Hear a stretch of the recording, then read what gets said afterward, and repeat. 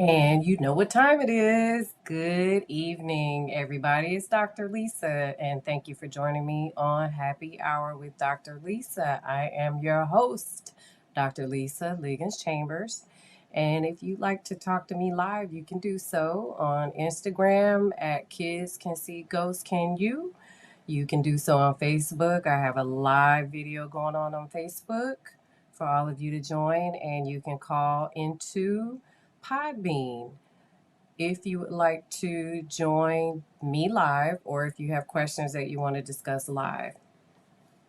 You can always give me a call at area code 765-205-1959, or you can send me an email, as some of you do, on kidscanseeghosts at gmail.com. Thank you so much for joining me. I'm really excited all day to talk about this blog, blog 16.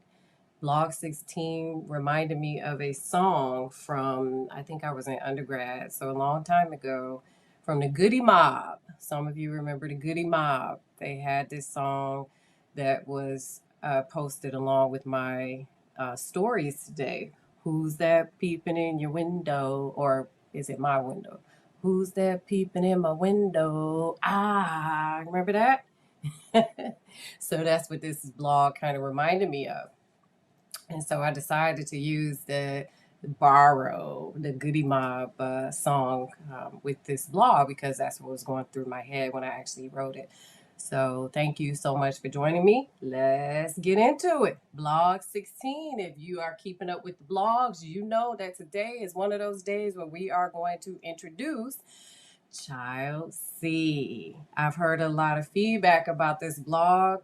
Some of you have been waiting on me to talk about blog 16, because that's when I introduced Child C to all of you. So let's get it. Child C is actually was one of my favorite kids because this is a kid who I talked about before that had all kinds of different abilities.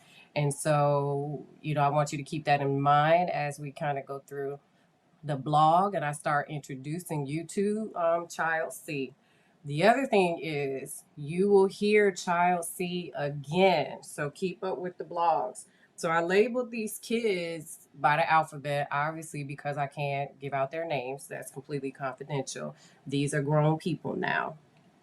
And so, but I want you to follow their stories as I write about them. So this is blog 16. I think I'm on blog this week, maybe 33. So I wrote this back in June. So if you have not had the chance, go to my website. It's Lisa Liggins, Liggins, Chambers, CHAMBERS.com, and read these blogs. All righty. So a lot of you like to talk about ghost stories. The thing about these stories is that they're all true. Every last one of them. Some people do make these things up, but these are actually my live experiences over the course of 20 something years working with children. There have been so many children that have come to me, and some of you as well. Some of you are therapists, some of you are also psychologists, and we hear these stories all the time. The thing that was unique about me is that it seemed like for a period of a couple years, these kids kept coming to me and telling me their stories about their ability to see ghosts. And actually, I met another kid who can do this. Another one recently. I cannot write about that one at this point. It's too soon and too close. I'll have to wait a couple years and write that one. But I just met another kid, and this kid is also a dreamer. So really interesting stories. However, let's talk about why I titled this Who's That Peeping in My Windows? One of my favorite blogs. I titled it, hi everybody. I titled it Who's That Peeping in My Window because there's a connection between all of the children and the window, with the window. So what I mean by that is literally who's peeping in my window. So remember child A used to, if you read the blog, was with me when he was seeing different things out of the window. If you have not read that one, that's a really early blog, maybe the second or third child, the first child, but maybe the second or third blog. So then we had child B, who could also, see entities. They would also present themselves in the window. And then over time, I noticed a connection between the kids talking to me about ghosts who are watching them in the windows. So, out of the mouths of these babes, I heard a lot of information. Again, if you don't think the kids tell us everything, they do. If you don't think the kids um, remember things that you've done in front of them, they do when they were kids. And if you think that kids won't tell us, they do. We know everything. Sometimes we just can't tell you guys, you parents, but we know. So these are kids who would tell me stuff a lot about angels. They would tell me stuff about demons. Remember, I say demons in the blogs, but what they're talking about are what they call dark angels. I have a whole blog about dark angels. So, all of the kids saw my angels, and these were God's angels, according to the kids. So they saw my angels. So they would always talk about the one that was out in the tree. And that angel wasn't allowed to come into wherever I lived or wherever I worked. That angel's duty was to protect me outside. The other angels would appear to children. Not just in the window, but around me. And I actually knew a couple of adults who told me that as well. Some could see ghosts, and some had other gifts that they would kind of tell me things like, oh, you have a lot of angels around you. You're heavily guarded. So I heard that throughout the years a couple of times. So this is why at some point I started to make the connection between the kids, who I call nebulous kids, having this kind of ability because they saw all the same things, but they didn't know each other. And I can't reveal that. Okay. They also saw a lot of dark angels, or what I call demons. Sometimes they were on top of buildings. They were never in my office space. Initially, they were, until I learned how to rid the room of these things in prayer, and had to really, really start doing that to make my office clean for these kids, because they were getting anxiety and a whole host of other symptoms because these things would follow them into, various places. And yes, they were following the kids to school as well. They would interact with the children outside of my office. So if I would walk the kids down the hallway, for example, to meet their parents, not only would the kids tell me what was in the hallway, but their parents would too. The ones that could see ghosts too, they would tell me. So I'd have like these families who would tell me different things that were in the buildings or outside or on top of the buildings or in the trees, just all over. And so it became overwhelming, but also I was collecting a lot of information and a lot of data about these kids. Some of the dark angels would scare the kids inside of their homes. They would scare them at school. Closets, kitchens, definitely basements. One of the other places that it was common was outside. Like if you had a forest preserve in the backyard, or some of us have common ground that are forests. So these are some of the other places where these kids would see dark angels. But what was interesting about it is that a lot of the kids wouldn't describe these ghosts as dark angels or God's angels. They would just be ghosts to them.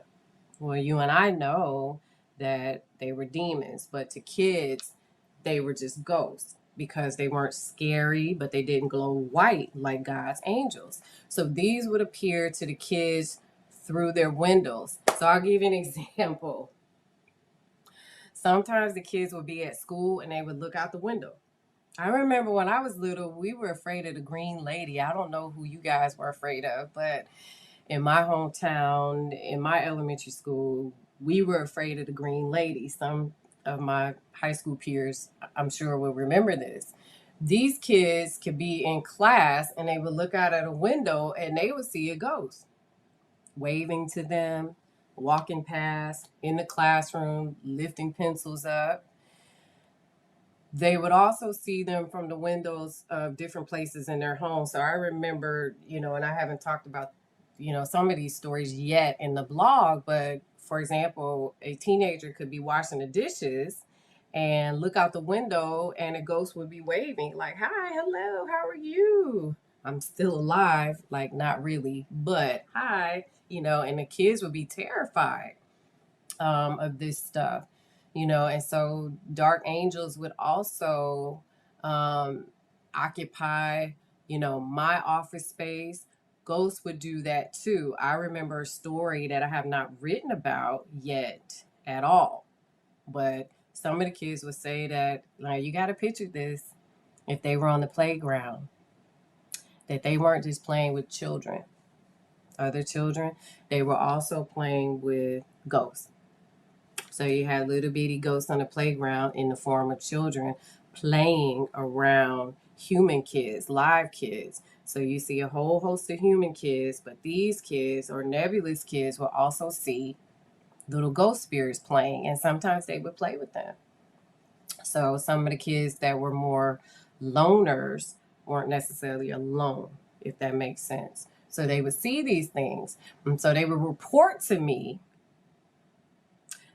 numerous ghosts that they would see, especially in the window. I actually know someone close to me who, to this day, I can't say who because that person would absolutely kill me because this is public. But I know of someone right now who sees um, ghosts in the window. So they will look out the window and then close the blinds and go, "Oh, I wish they would go away. I wish they would go away." Or there's a man not too long ago, a man just out in the window. And I'm like, "Really?" And they're like, "Yeah, can you pray with me? Because I want them to go away. I don't feel like dealing with ghosts in the window today." So when I thought about what blog to write after I did blog 15, A Month of Pride and Ghosts, I started to think collectively about some of the things that these kids have in common. And I thought about the window, um, because that is where, other than a closet and other things, the window is where a lot of them would even talk to these ghosts in front of me. So you have to imagine it. And I know it's hard to believe, but it's absolutely true. Sometimes I would sit, there's a window on my left, which is why I am looking to my left. Sometimes I would be sitting in like an office chair and the kids would be sitting in a chair and I would just watch them communicate back and forth with me and something that I couldn't see. So to some people, it sounds as if they may have had a form of mental illness, and sometimes they did, but more times than not, they didn't. I'm not the perfect psychologist, but I can differentiate between mental illness and if this is truly, or it was truly, maybe a gift that certain, children had. Why? Because you have to distinguish between what's reality and what's not. And for these kids, this was their reality. So there are questions that I get about these things that I talk about. So I'm going to answer a few, and I'm pulling them right off my blog because I get so many now. So at that time, one of the common questions that I would get was, can children see ghosts outside of buildings? Yes, all the time. And they saw them everywhere. So the way that the kids would describe it to me, and I want you to kind of process this, they would say, if you're just walking outside, let's just say you're in a busy city like New York, shout out to New York, and you see hundreds of people, in the street. Well, they also see 100 ghosts. Do you understand that? Did you receive that? So when they're looking in the street, let's just say they're in New York and they see all of the humans there walking, they also see ghosts walking in between the humans. So what you see on TV is actually kind of represents or representative of what they see. So they see them all the time. And can you imagine? At some point, that would give you anxiety because these kids aren't dumb. They're fully aware of something being different within themselves. They are seeing things. Kids will tend to talk about ghosts and people don't believe them. Kids will tend to tell you, hey, did you see that? And everybody's kind of like this. No. I know a little kid that I talked to recently, maybe about 2 to 3 weeks ago, who kept doing that. And I finally said, so this is recent. When you think about it, this is a different kid that I talked about earlier. I said, you got to stop doing that. And the kid just looked at me and I said, you got to stop doing that because people can't see what you see. And this was a little boy and he said, oh, you don't see that? And I said, no, but I believe you. But stop doing that because you can't let everybody know what you can do because they're going to think negatively about you. And I don't want you to have that kind of reputation at school. Keep it to yourself or tell someone that you trust. So that's what they see all the time. Can kids see ghosts peeping at them in the windows? Yes. They can see them peeping in the windows. And that's why I wrote this blog. One of the other things about the window is that when the kids did see them in the window, it didn't matter where they were. Sometimes they would actually still want to talk to them. So at school or at church. Ooh, I have some church stories, church folk about different types of entities in the church. You know what? I should write that down because I should talk about that on my blog this week.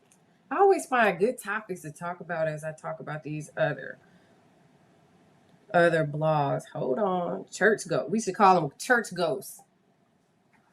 Because that absolutely, I have a lot of stories about that from adults, pastors, and kids.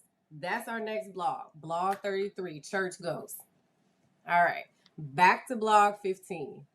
Okay. So yes, they saw them in the windows frequently. Somebody said, yes, please, church ghosts or saints. That's actually a good one. That's a good one. It's going to surprise some of you. It didn't surprise the pastors, though. I'll just leave it at that. All right. Can these kids talk to ghosts through the windows?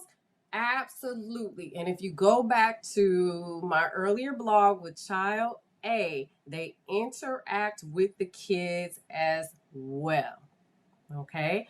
So remember Child A and the spider? That's what I'm talking about. So they would interact with the kids as well. And honestly, it was pretty fascinating. Imagine me sitting there watching all this, and I'm a behaviorist by trade. I've been a trained behaviorist, so working with kids that have, behavioral challenges. And imagine me, observing all of this because, that's what we do. We observe behaviors. And I'm just imagine me being that third wheel, just watching these kids interact and their parents. I don't talk about the parents too much and their abilities, but a lot of the parents could see ghosts as well, which is why they would get concerned about their kids because they can see that their kids were interacting with demons or dark angels. And so they could hear conversations. They can look at their kids and see that their kids were talking to dark angels, and they can see the impact that it was having on their kids. They just didn't know how to stop it and or how to effectively treat their kids that had growing mental health concerns. And that's where I came into play.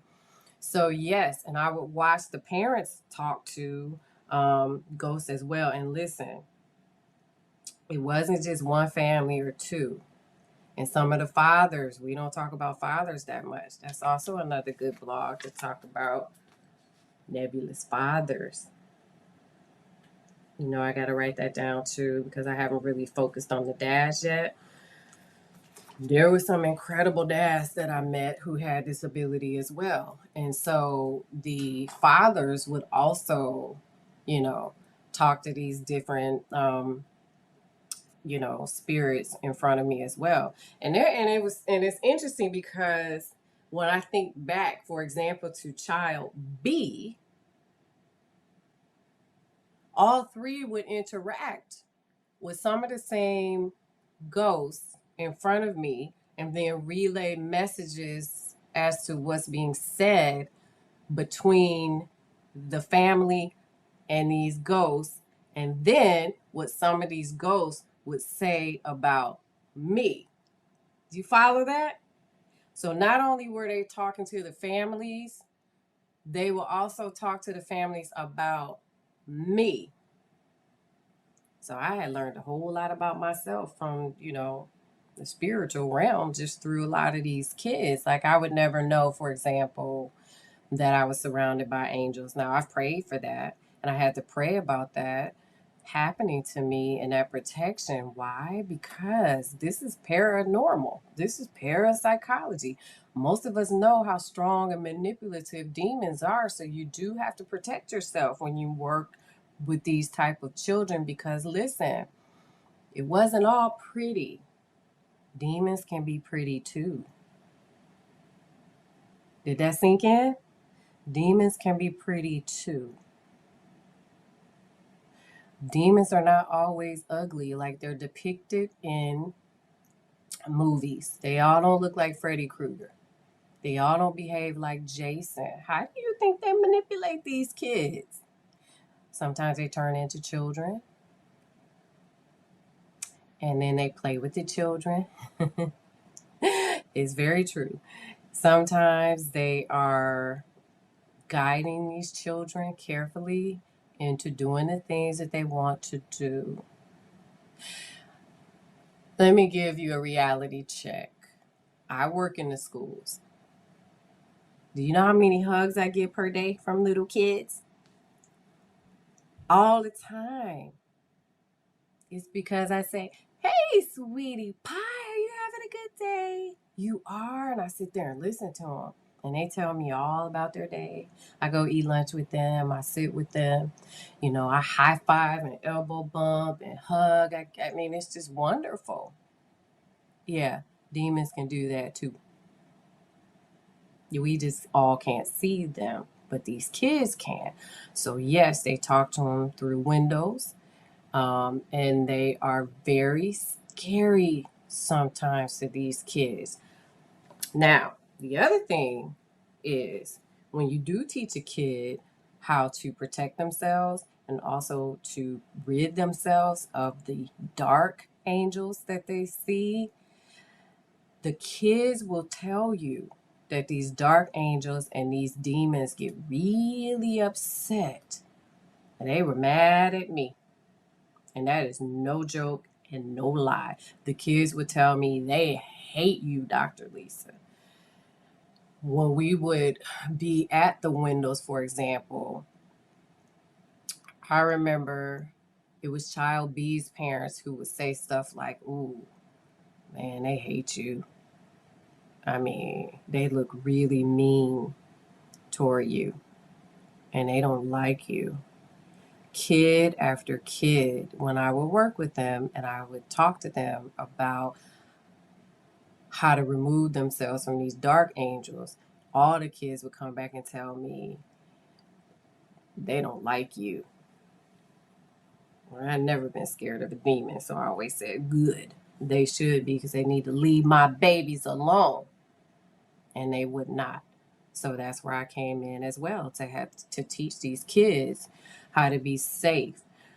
Before we get to Child C was very powerful to me.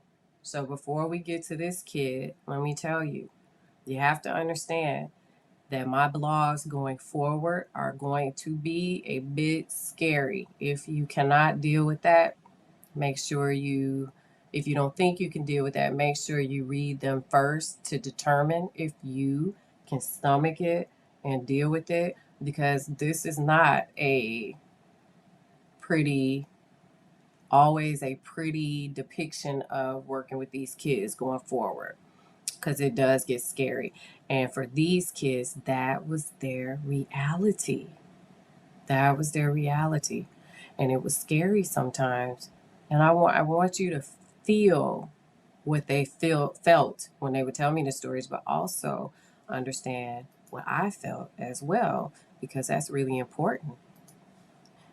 Because that was how they were able to release the tension and the fear that they had with some of these things. But some of these kids, I'm not going to lie about it, they got really, really scary from Blog 16 on up. So make sure you, if you are nervous about, this kind of stuff, you might want to skip a couple blogs. But let's do it. Let's talk about Child C. Woohoo! I know you guys like to talk about these kids. I was getting ready to get deep in it, and then I thought about it for a minute, like, wait a minute, let me think about this kid for a second. All right, so let's talk about Child C. Child C was probably one of the most powerful kids that I met. You're going to hear about Child C again and again, because this is a kid who could do a lot of things, had a lot of abilities. So I don't say a lot of the kids. Now, Child B's mother was very similar to Child C.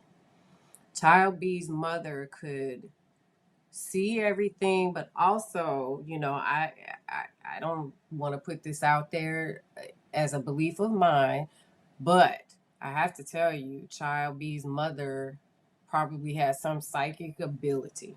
It is what it is. Child C was the same way. Um, this was a kid who was due for a reevaluation. Every 3 years in the school, we will determine if we need additional information on a kid or not. They're entitled to that legally every 3 years, a triennial evaluation. So this was this kid's triennial evaluation or 3rd-year reevaluation. And so what that means is that if I am testing them, that means that the special education team determined that we needed more information to ensure that this kid was still eligible for special education services. And so that's where I come into play as a psychologist in a school.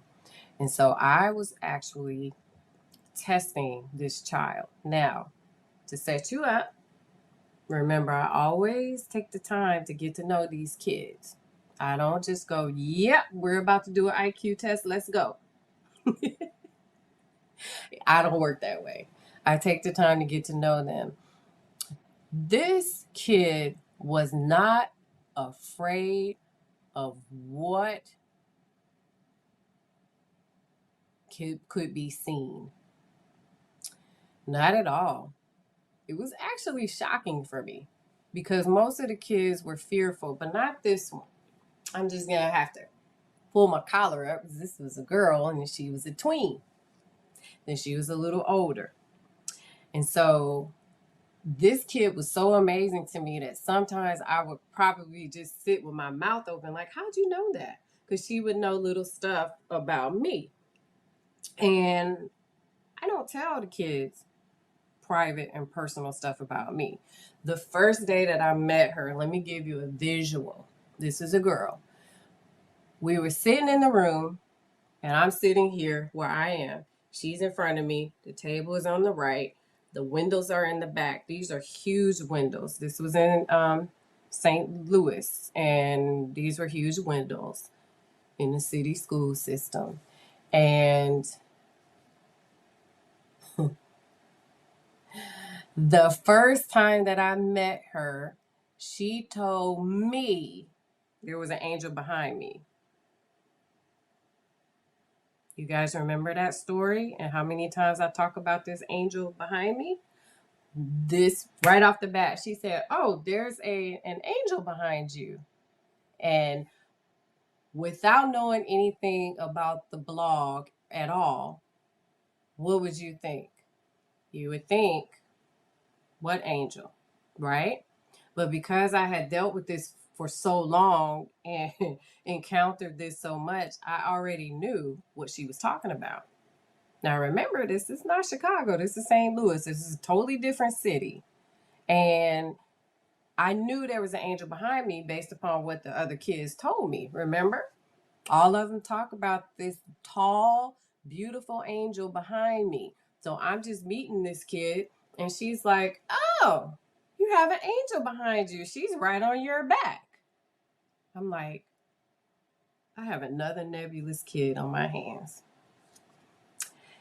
that was not lying about her ability, because she told me the exact same things about this angel as the other kids, in particular, child B.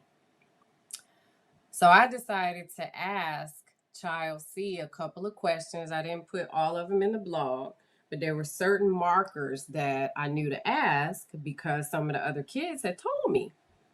For one thing, they said, she's very beautiful. They said she's very tall and beautiful. And she sits or she stands behind me. And when I sit, she's in the corner. I don't know if I told you guys that. When I sit, she's in the corner, but everywhere I go, she's right on my back. And I learned this too, that all of us have that. You might not have as many angels, but you definitely have a guardian on your back. And so I asked, when I encounter a nebulous kid, I'll ask them different things like, when they say, "Oh, there's an angel behind you," I'll say, "What's she look like?" Same story. She gave me the same exact story. Child C. She has long flowing hair. As a matter of fact, she told me to stop cutting my hair off. The nerve of that angel to tell me what to do with my hair. Oh, okay, so I was gonna write that in the book. I haven't told you guys that, so let's sidebar for a second because I can still write more details when I put this in the book next month. I actually am gonna do it next month. I'm off for a week and I'm gonna get this done. So she would tell the kids to tell me to stop cutting my hair, and the funny thing is, I was just about to do it again. In October, I had planned on cutting my hair short again. It was just cut short in 2019. So this is growth from 2019. But then I remembered this about the angel that stands behind me telling the kids to tell me to stop cutting my hair. I do argue back with the angels. I do. They're going to get me when I get to heaven, guys. And they say I'm supposed to have long hair, I guess, when I pass away because I'm supposed to have long flowing hair like her. You get it? And I'll tell you more about that real quick. This is if you ever seen pictures of angels, you know that they have really long flowing hair. Hers was like that, and she glowed white. And I asked Child C where is she located in the room, and I was sitting this way, like I told you, and she said she's right there behind you on the wall in the corner watching you. And then she told me she protects you. Um, she's with you all the time. So I had to question her, for example, about this particular angel because this angel was very popular with the kids other than the one in the tree. So I need to make sure that she was legitimately telling me about her ability and did it match what the other kids had told me, and it absolutely did. And she talked about this angel and she was tearful for a while. I don't even remember if we tested initially. Probably not. Or if we did, it wasn't long because there's a lot to talk about with Child C because we talked Every time we saw each other, we talked. I would catch her in the hallway and she would talk to me and she would say stuff like, there she is. You're walking down the hallway, she's right behind you, Dr. Lisa. And I would go, whoa, I don't know if I feel safe or scared, y'all. I don't know. This little girl was so sweet and she would just pull on my heartstrings. I have no idea why she would do that, but she did. And she was always so emotional around me. Now, she wasn't depressed or, or have major depression or anything like that. I was actually checking to see if she still met the criterion for a learning disability. So this emotion was totally, outside of the box for what I was doing with this child. But she was definitely emotional. I remember one time I saw her again in the hallway and she was crying in the hallway. And I remember I stopped her and I was like, what's the matter? And she was like, because something about her angels were um protecting her, and she was very spiritual, I think. And that's what, like, she could see that these are God's angels, and so for her she was like, everybody should just believe in God. She was like a old soul. You know how the old people say, there's an old soul, except she could see these kind of things. So she was very into spirituality. And so when I would talk to her, even when I saw her in the hallway, she would just say, they show themselves to children like me. They show themselves to children like me. They don't show themselves to everybody. You're like, I can't see ghosts. Some of you can, but a lot of people can. And so she would say, my angels are always near me, and it just makes me feel so close to God. That's the kind of stuff she would say. And she was just very, very emotional. Thank you. Somebody just gave me a compliment. Thank you. And so to this kid, let's see, how do I explain it? This one was not afraid, if you will, because this one had more biblical knowledge. Does that make sense? And felt protected by God. So it's not that this one didn't see dark angels. Everyone who can see ghosts talks about dark angels. I just didn't know they were called dark angels till I met these kids. And the funny thing is, when I Google some of this stuff, sometimes just to refresh my memory of different things that I'm going to talk about, I see dark angels up and down Google. And I'm like, man, this is not new. It was just new to me years ago before we had the internet. But that's another story. And so, this kid also told me about a demon that was going against me at the school. I didn't write that in the blog, but I'll tell you about it.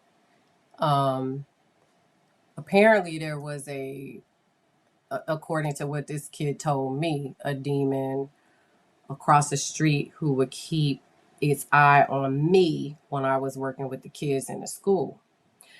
But this kid was not afraid.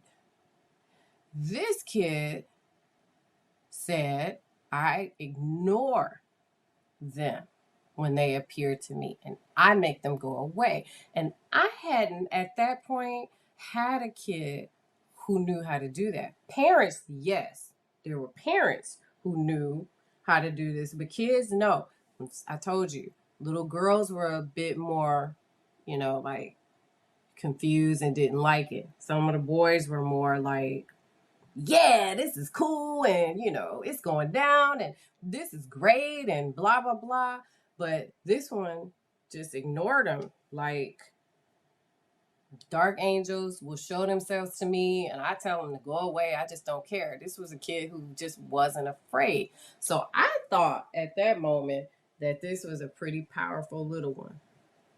So what I did, in a blog, is that I started talking about another kid, and I will go ahead and bring that one up before we sign off today. But I started to notice that there was some consistency here going on.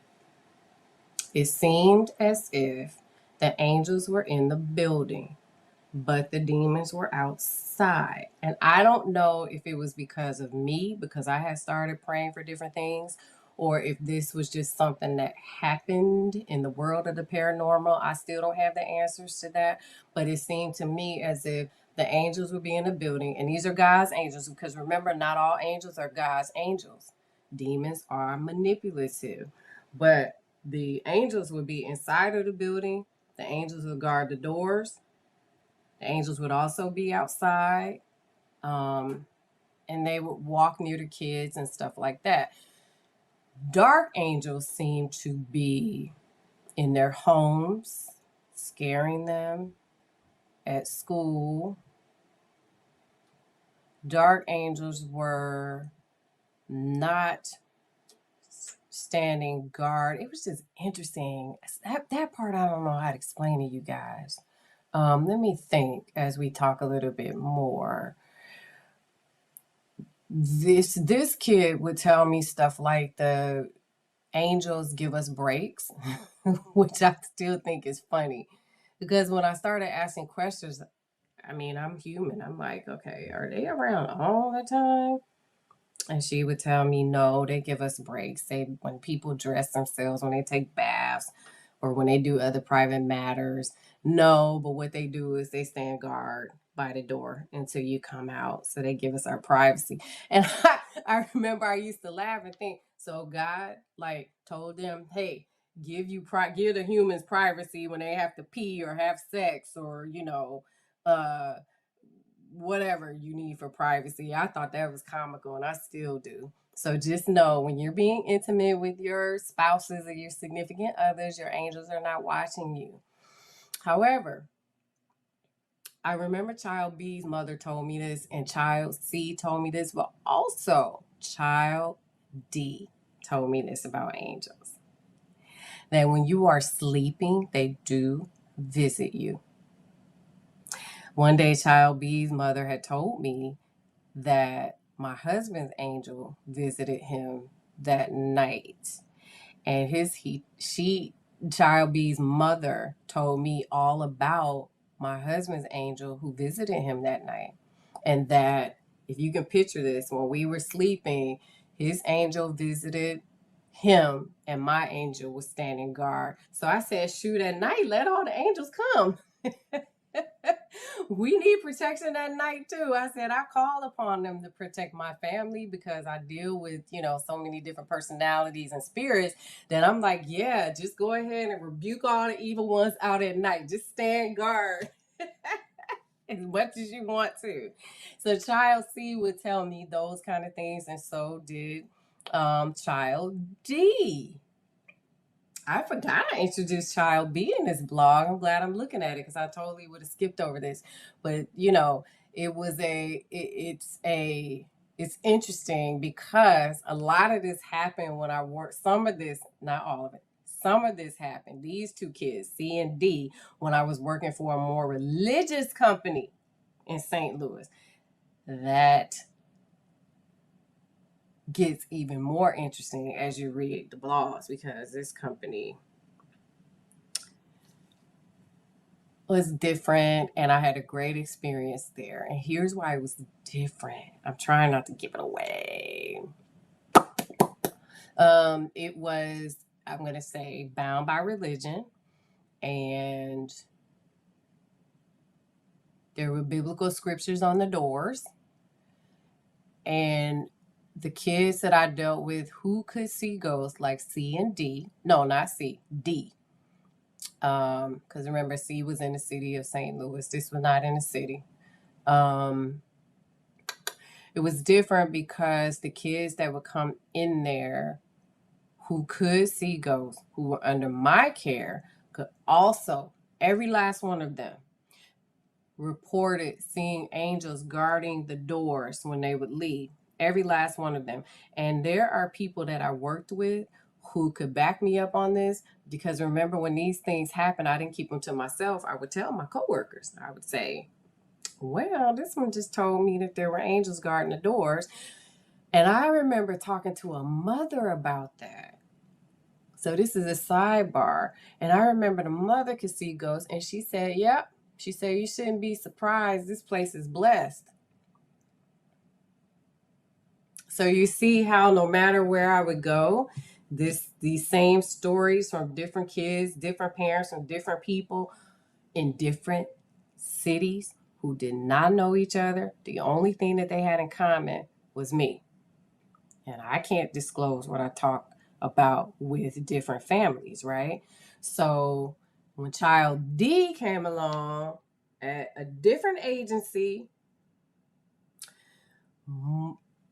this was a family who was religious and told me, I'm looking at the door. An angel is guarding the door. I thought, here we go again. Okay, well, let's add the doors, because I didn't know necessarily that we had angels at the doors. I knew about the windows. As a matter of fact, I remember sitting in my office a couple times thinking, how come these kids aren't looking out the window? Well, and what happened to the window? A lot of the kids that I saw, remember, would see things out the window. These kids did not necessarily talk about the window. They talked about the doors. And that's why I said, is there a difference between angels and demons as far as where they are located to these children? Because here it is, a more religious company, and the kids were seeing, angels outside of the doors, the hallway doors, not outside the building. I don't know, because I didn't go. A lot of these kids, I didn't walk outside, just being lazy, because I would get locked out the building. It's the truth. I would get locked out the building, so I usually would just walk them downstairs and they would go out themselves. So I was kind of like, wait a minute. These kids at this religious company are seeing the same things, describing the same type of angels around me, talking about dark angels, yet they're at the doors guarding them. Now, what's the difference here? I'm like, the spiritual world just threw me off with that one. And I couldn't figure it out. But then these same kids would talk about dark angels at home. These same kids would talk about dark angels at school. So here we are, some of the same stories. Now, child B started to talk about the quote, beautiful angel behind me. I need to do an entire blog on this angel behind me, because every kid that could see ghosts saw her behind me. I bet she's behind me now, probably smiling, because one, I didn't cut my hair off, and two, so she won with the hair thing, but two, everybody talked about her. Everybody talked about her. To this day, I have friends that could see ghosts, and they go, you better stop challenging her. Just because when they tell me she's behind me, I'll go, no, she's not, and stuff like that. And they'll be like, you better stop challenging her. She's God's angel, and she's behind you. So, people still share stories with me. Some people close to me, some people that I meet who talk about, this particular angel behind me. So child D was one of the ones who did that, and child B would actually have conversations with her, the angel behind me, as child B did, and child C. A didn't talk too much about the angel behind me, because A was too busy with the freaking dark angels. But C and D and B talked about her, and when D started talking about her, D would actually have full-blown conversations. They weren't, all the kids knew about her and would talk about her, but not all of them would talk to her.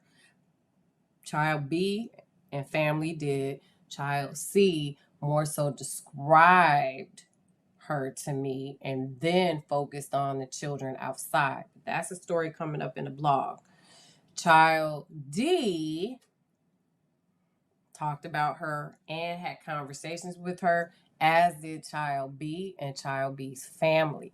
And it was pretty interesting with child D, because I didn't describe child D too much. Let me look up in the blog real quick because I don't even think I wrote about child D in more detail.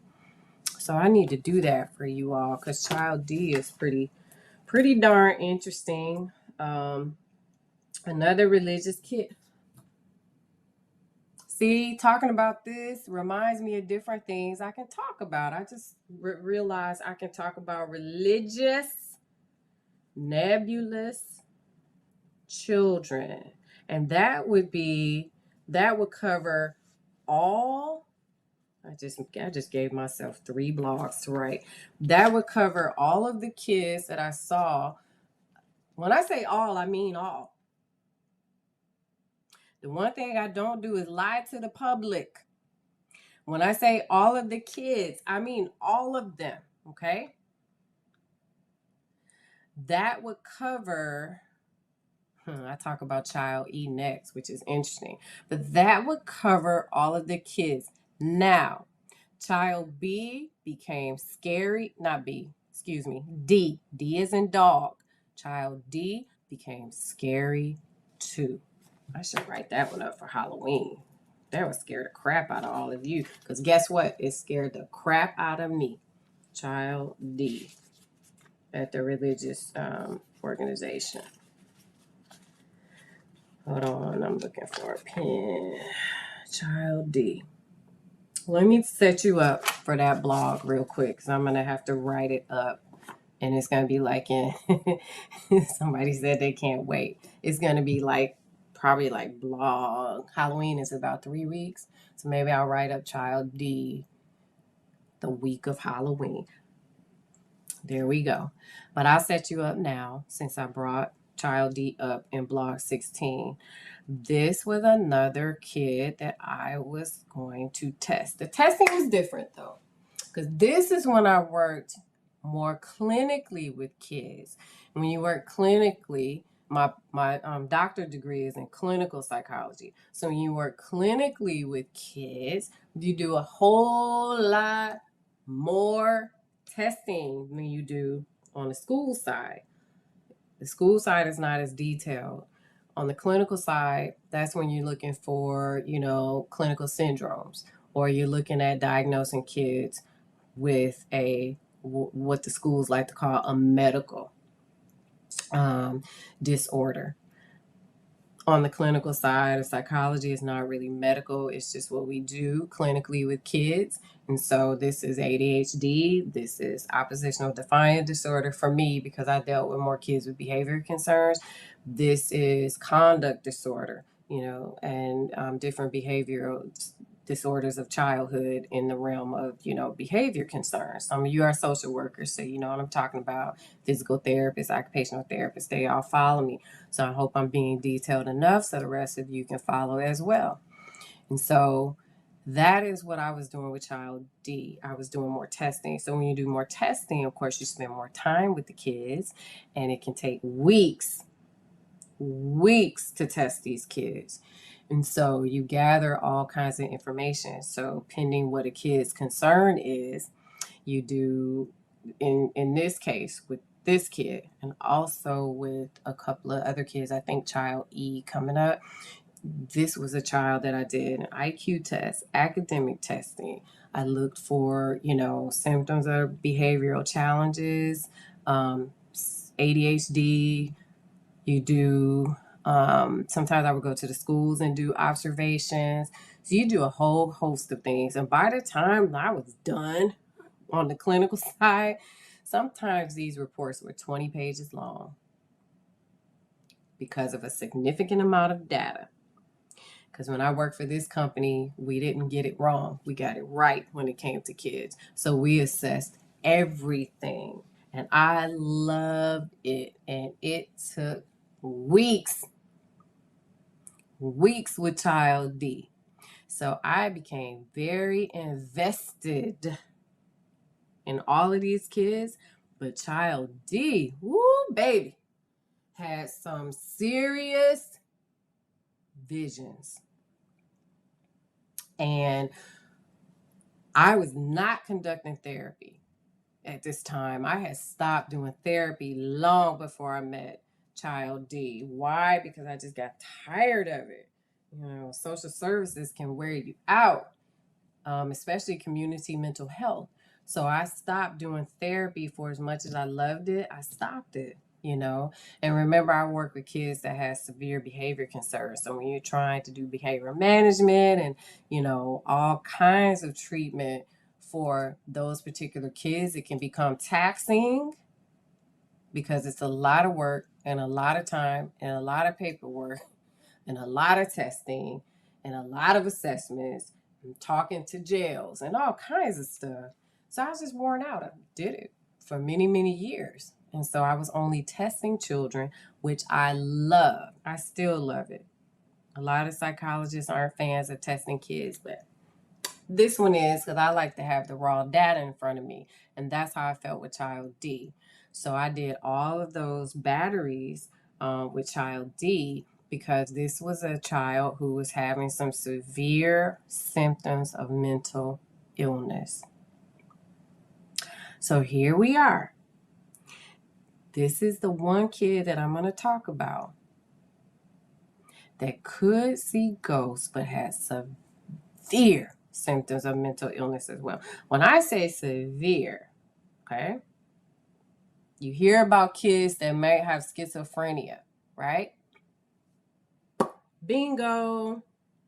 And how do you distinguish that from this kid being a nebulous child? Oh, it was a skill, I'll tell you. And to this day, I've never diagnosed a kid with schizophrenia because I won't do it. So we had to get to the bottom of what was going on with this kid. And so it took me a while. But I'll tell you, Child D consistently talked about the angel behind me. Child B is a trigger for me, and I'll tell you why. This was a time when I started to deeply feel as if there was a connection between mental illness and the paranormal. You had to be there to see it. And I'm going to try to describe it to you when I write the blog about Child D. I'm sorry, I just didn't realize I didn't write more detail about Child D. But you'll understand what I mean when I write the blog, because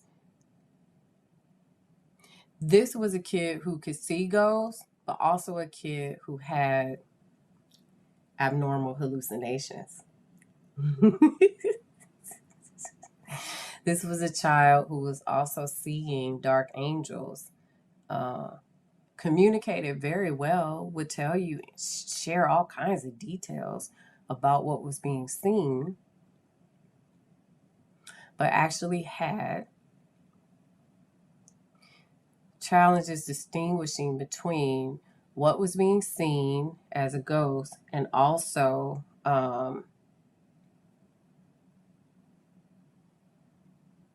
delusions.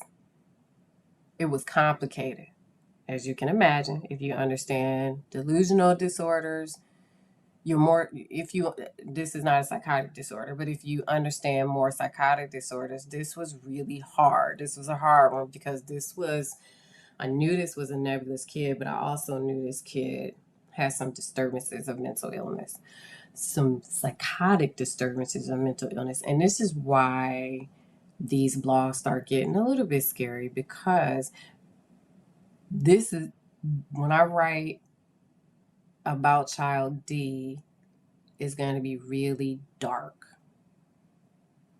And so many people are nervous about darkness or dark angels or demons. And I have to tell you, what I learned from a lot of these kids is that some of the stuff that you see in movies is actually true. Oh, what's that movie called? Changeling? Is that what it is? Help me out. Is that the movie? I'm looking at some of the social workers like, I know you guys know these movies because I know some of these kids tell you guys the same things. The Changeling? What is the name of that movie? You guys are going to make me Google it real quick. Changeling? Yep. Changeling. That's what it is.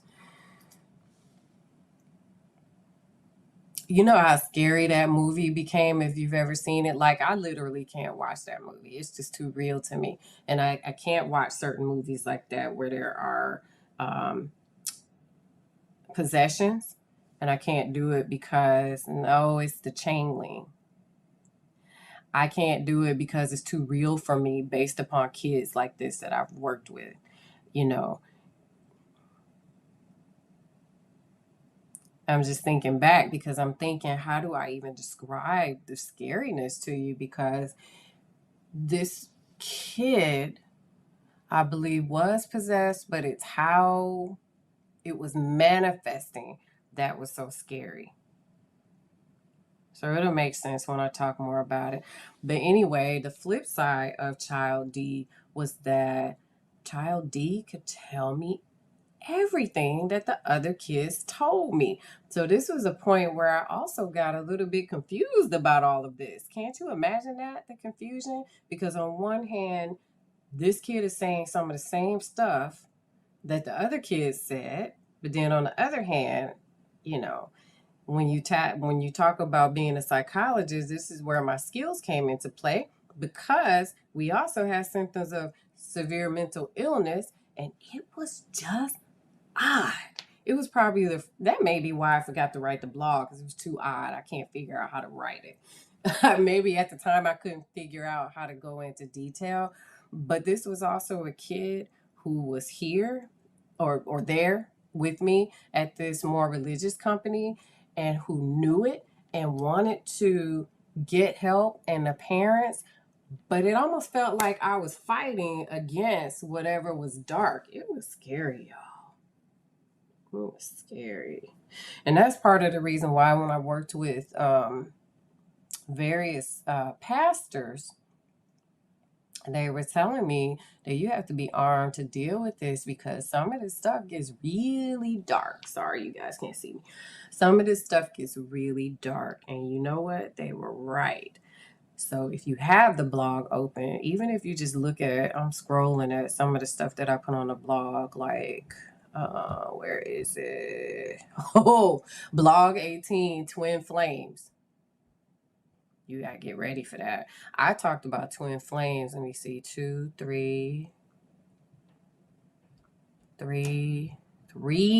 3 blogs, twin flames.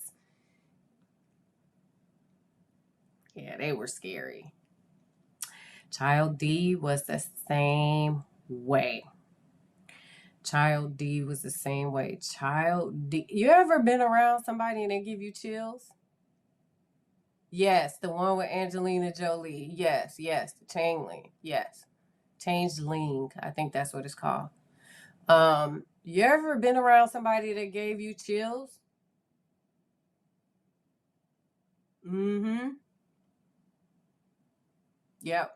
That was Child D. As soon as this kid came under my care, it was just something about the conversation. They would either be beautiful or I would kind of go, if you could see me like, oh crap. This is dark. This is scary. Yeah. It was like love versus it was like heaven versus hell. I'm telling you, this is no exaggeration with Child D. And so what I had to do, we have I don't know how many of you know this, but this was a case where I had to, you always keep what we call the psychology Bible, the diagnostic statistical manual. Um, and I had my eyes closed since I'm thinking back. I always kept that, and I always kept a Bible in my office, and you guys know why I had to start keeping the Bible. Shoot, Child D is one of the reasons why I had to keep the doggone Bible, and it was like a fight between good and evil. You ever know how you've seen this even in cartoons where there's a angel sitting on one shoulder, and I laugh because I'm goofy. And the demon sitting on the other, and they're just kind of like this. That's kind of how it was with this kid. Like one day, oh, your angel is so beautiful. Then it was like, and you're sitting there like, okay. So I had to pull out, I had to get consults on this one. I like to consult with other professionals a lot. I still do this. Other people can help you solve some of these issues that you have with your clients. So never be afraid to consult with other professionals. You are never alone in psychology, although sometimes you may feel like you are alone. You can always call on someone in the field to help you. And this was a case where I had to get quite a bit of help. And I pulled out, the DSM plenty of times in this case. When you work with one population, most of the time when you've been doing it so long, you know the criterion and you know the symptoms, and you can put it all together and you can diagnose. So, for example, now I can pretty much look at kids and know without testing them what's happening, right? But then I go test them anyway just to follow up with what's happening. With child D, it was, let me keep this out because now this kid is meeting criterion for a couple of things. So here it was, the angel on the left side, oh, blah, blah, blah, blah, blah, with child D, and then all of a sudden the demon will go, we're going to do this. No, no, no. And we're just going to fight and we're going to do this. And it was really dramatic. Yeah. And so there was a period with this kid that I really got confused about when she,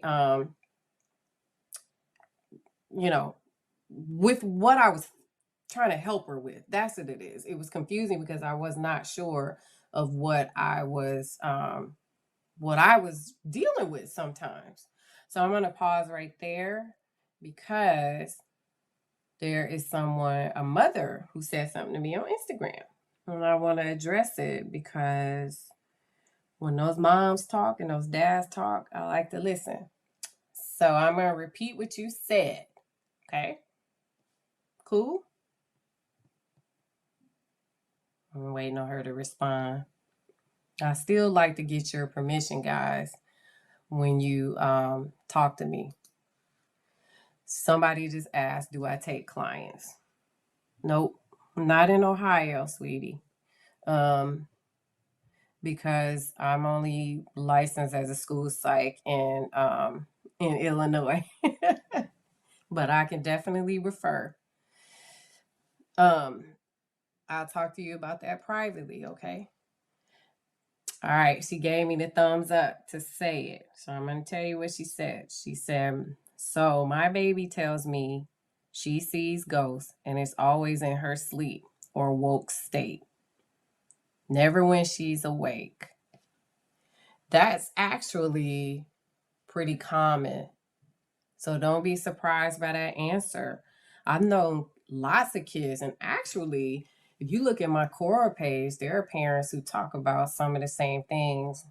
Maybe you guys can see them, I'm not sure, unless they keep those things private. I'm still learning Quora. But anyway, there are parents who talk about how their kids have visions of different ghosts right when they're in that sleep wake phase, and they don't know what to do about it because it frightens their kids. Is that something that describe what you're talking about?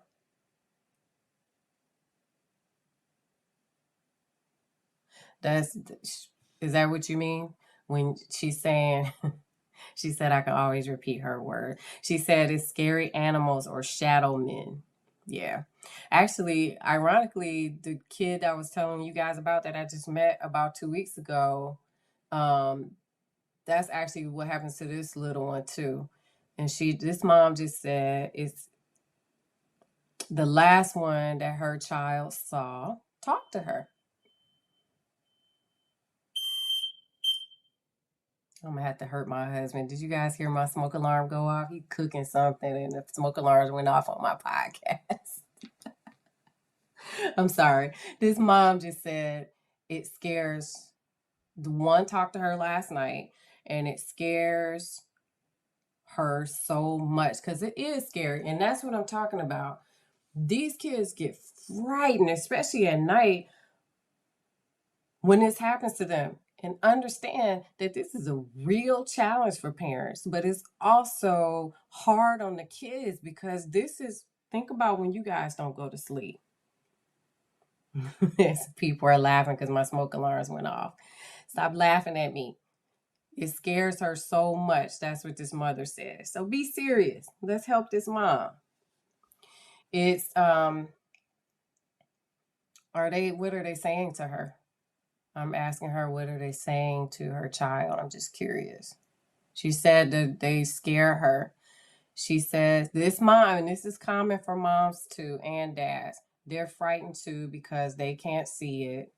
And she said, I don't know how to save her or protect her. Yeah, I'll work with you some more on that as well. But one of the things that actually really, the last one was talking about the word of God, manipulation. Manipulation. Demons are tricky. Don't forget that. They talk about God too.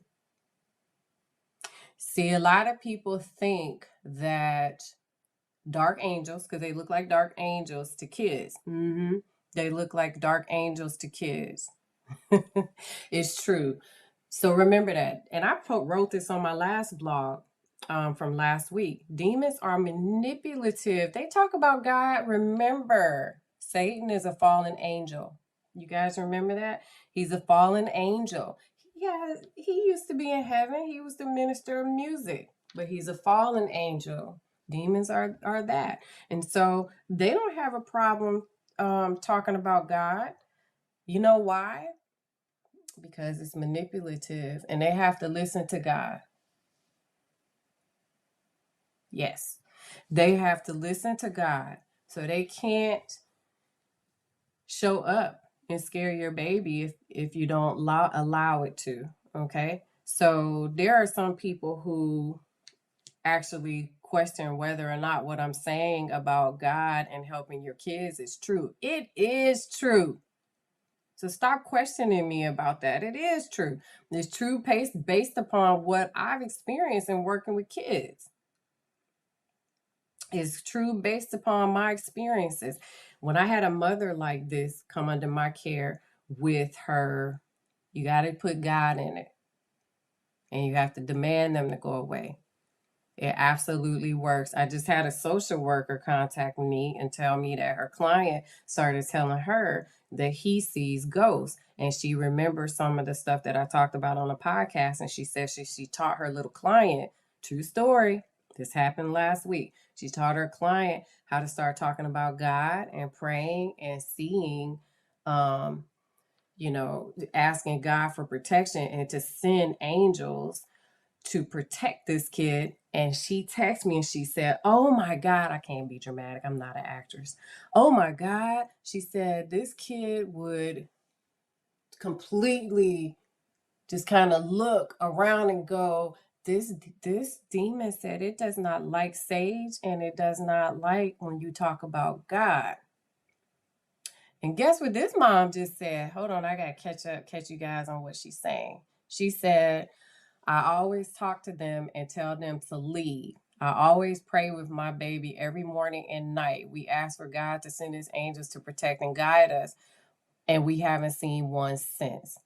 And she said, it's wild that you just said that. That's divine intervention.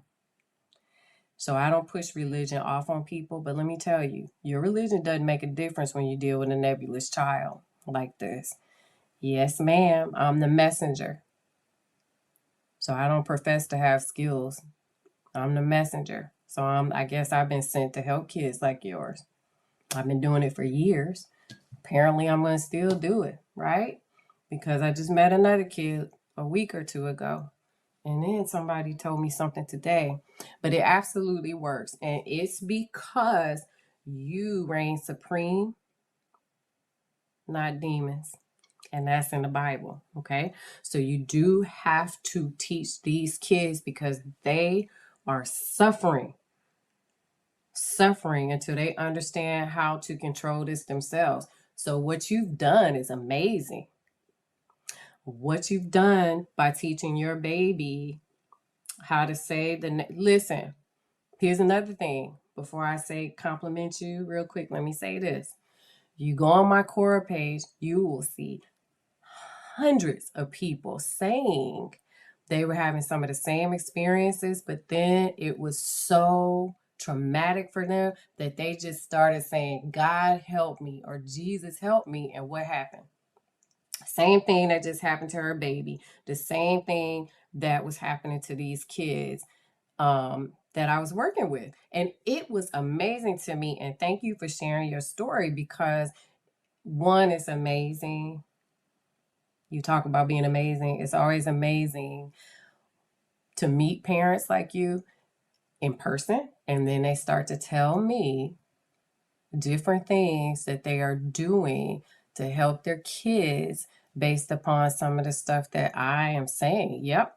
And that's what I was trying to say too. You know what she just said? She said, I'm spiritual, not religious, but I believe in the higher power and I trust in that power to protect, love, guide, and give us the courage, give us courage to live this life in a higher consciousness. She said, I can get deep too. Well, preach, honey. And she said she used sage, right? Did I get that right? Did you use sage? And remember, I said I don't know a whole lot about sage. Other people can chime in and talk about sage. I don't know a lot about that because I never used that. Somebody was just telling me who has stories about people passing away in the nursing home, I think, was telling me that uh, some stuff about sage. But I don't know that. I don't know that in detail. You guys can type that on my blog or just tell me and then I'll share it with the public. But you see how she says she's spiritual but not religious? See, so it doesn't matter if you believe in God or not. It doesn't matter if you're a devout Christian or Catholic. It doesn't matter if you are straight or gay. It doesn't matter what your race is or your religion or your culture or anything, ethnicity. This stuff just worked. And I'm just here to tell their stories because I wanted to help some other kids who are going through this. And so, you can even add your tips on the blog. This mom talks about sage, and I don't know a lot about sage. So you guys can educate other people about that. But what I do know is that she said when she started to pray, it became better with her baby. And that's what I use even with child D, to try to separate out, you know, the mental illness versus the ability to see ghosts. That was the one time when I truly had to figure it out because it was different. See, remember in earlier blogs when I had discussed seeing ghosts and adding divine intervention to it, they were able to control it. That wasn't the case with child D. And it was because I had to figure out how to work with two different issues with child D. So I will write that up. But many people have written to me and said over the past that, when they did call out, one man specifically told me on Quora, he said, I'm not religious, but I could see everything. And it was tormenting me. It's deep. You guys should read about it. He said it was tormenting him. And so he said it was just so bad. He tried to kill himself, all that stuff. But he said when it got so bad, he remembered he laid on the couch and he just said, God help me, Jesus help me. And he said, and I'm not religious. And he said those things went away just like that. I said, I believe you because I've seen it in vivo lots of times and they do go away. So if anybody tells you that they don't, that's not true. They do go away. I've seen it. And so let's see what you guys are saying to me. Okay. She said no to mental illness. I believe you. Nope. There is a distinct way that we determine if someone has symptoms of mental illness, and then me versus being what I call a nebulous child. She sounds like she's a nebulous child. Then it's, which I love those babies. They tell you everything too. But then his mom says she has many abilities, and I think she was blessed with abilities as well. And I hear that, you know, from other mothers and fathers too, that their kids can do some of the same things that they can. They can do. They have the same. Their kids have the same gift as they do. So yeah, and so this is a mom who understands when I talk about some of these kids seeming as if they have psychic ability, like Child C, along with being able to see ghosts. She says she believes in the unbelievable. Do you see the angel behind me? Can you see her in the video? And while we wait on her answer, because I'm curious, do they go on the, are they on social media? um, okay, somebody talked about sage. Sage was first used with native and indigenous people to heal, cleanse, promote healing and wisdom. Burning safe products. I mean, burning safe products. What am I talking about? I am in Illinois, y'all. Burning sage protects your energy, and it was also used with Egyptians in Roman times. Thank you. That's some good information. I can read past spelling errors.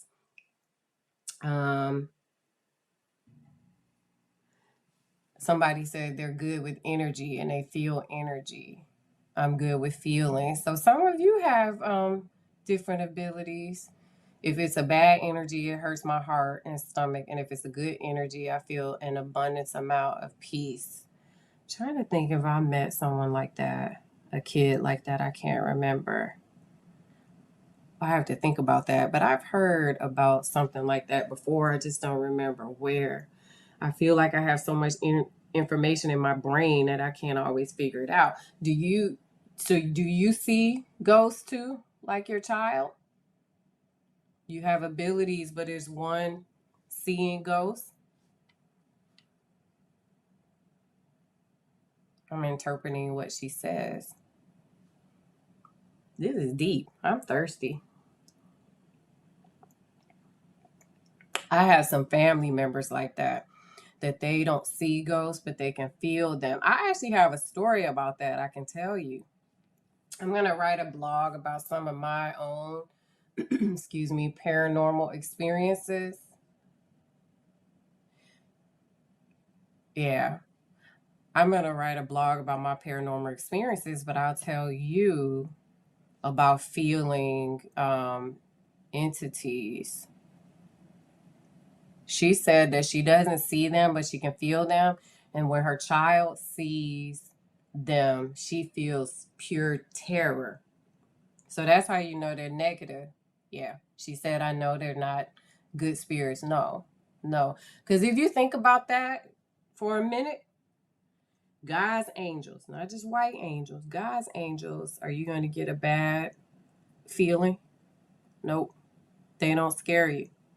I don't know of one kid that I worked with who could see ghosts in 20 years get afraid of one of God's angels. But I will tell you, when dark angels would appear to them as glowing white, they would get scared. And that's when I learned, because a lot of kids will talk about white angels. Right. God's angels are all about love and beauty. That's right. That's why they tell me not to cut my hair.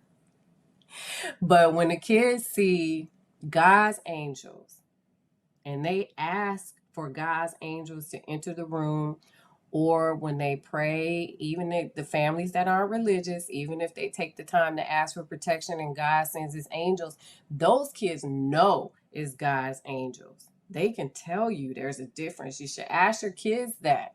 No, ask your kids. Do a test. One day I did a test with one of the kids. I swear I think it's B. And I prayed in front of, I'm pretty sure it's B, and asked for protection. And I did it. I was so scared. I did it. And I asked God to send angels into the room because child B was really having a rough day that day, with dark angels. And I remember I said, open your eyes and tell me what you see. And I remember child B going, oh my God. And I was like, what? I was just hoping. I'm like, God is real. God is real. God is real. Let this work. Let this work. And I said, what do you see? It was child B. I think I wrote about it. And I remember child B telling me there's just angels all in the room, God's angels. Kids know the difference. So adults who can't see, we may not be able to tell the difference, but a kid will tell you. A kid will tell you not all white angels are of God. Kids will tell you that. And they know the difference. Even if they see demons or dark angels, they know the difference. And so I bet your daughter could do the same thing. She can tell you when God's presence by way of angels are in the room. God's angels. Satan's minions, remember this, can pose as white angels too. Satan's minions can pose as as white angels too. And a lot of kids and adults who can't see ghosts, they will tell you not all white angels. When I say white, that means they glow. To the kids, they glow. They look like they glow, okay? Not all white angels are dark angels. Are of God. Because they're demons and they're manipulative. That's why. They do what they need to do to manipulate you or the kids in particular into doing what they want. This lady just said dark angels, or I call them dark angels because that's what the kids call them. Dark energies possess people. So that's what they're doing. So many people ask about, I keep telling you guys, so many people ask, how do I entertain demons? How do I entertain them? How do I call upon them? How do I interact with them? How do I get them to talk to me on Ouija boards? I keep saying they do not like humans. Think about it this way. God loves humans. According to the Bible, he died for our sins, but he sent Satan to hell, right? So why would Satan like us?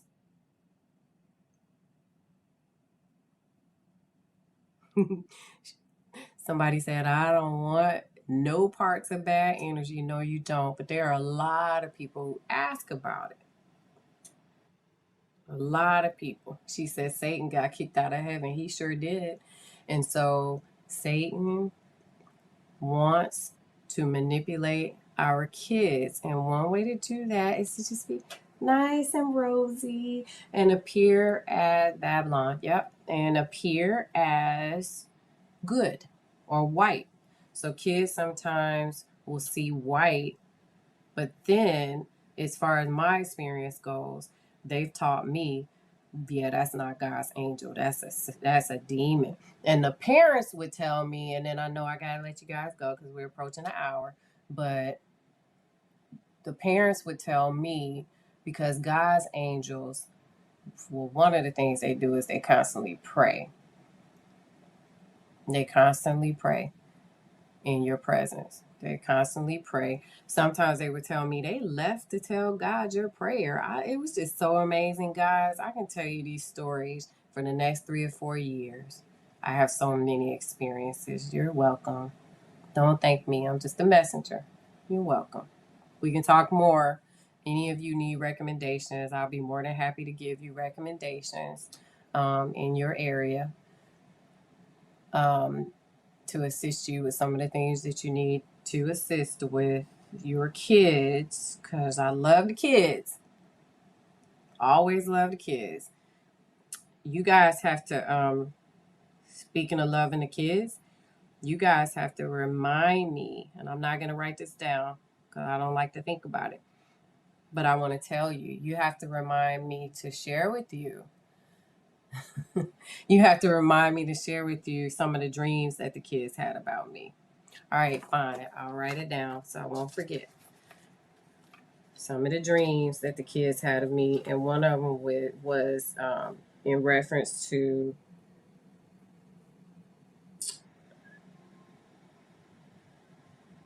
how I looked in heaven with a bunch of kids surrounding me. Yep, dreams about me from the kids. So I love when you guys interact with me. Please keep doing that because it's so helpful, and I'm here for all of you and to help you. Yeah, it was amazing. Wait till I tell you the story. I wrote it down. So I got 4 blogs to write right there. It was an amazing story. And so thank you so much for joining me. Somebody said, thank you, Dr. Lisa. Cheers to happy hour. I can talk about this stuff for the next hour, but I have got to let you guys go. I hate to do that, but we have to. So join me live next Wednesday. We will cover the next blog. I think it's the angel in the tree. Woo-wee! Wait till I tell you about the angel in the tree. That's a good one too. It's a funny one. It's not really dark, but it was a funny one. All right. Cheers to all of you. Make sure you have a good day.